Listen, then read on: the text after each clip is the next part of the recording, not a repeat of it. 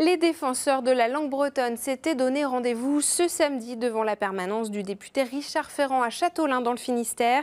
Une dizaine de personnes du collectif Aïta se sont retrouvées et ils portent plusieurs revendications, comme nous l'explique Yves-Marie Salin, porte-parole du collectif, au micro de Frédéric Lorenzon.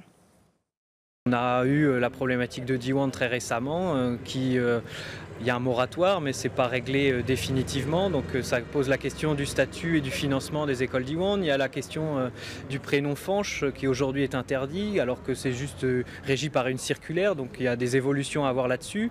Et au-delà de ça, dans la question de la place de langue bretonne dans la vie publique aujourd'hui, qu'il y ait une plus grande place de la langue bretonne, par exemple sur la signalétique des routes nationales. Je pense qu'aujourd'hui, il y a moyen d'avancer dans la mesure où il y a une convention qui a été signée entre la région et l'État, mais qui n'est toujours pas mise en œuvre. Il est plus que temps que ça avance.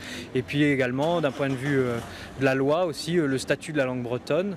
Tous ces sujets-là, aujourd'hui, il faut que ça avance. Et donc, c'est aussi l'objet de notre interpellation aujourd'hui. Macron sera-t-il l'ankou de la langue bretonne? Sera-t-il le fossoyeur de la langue bretonne?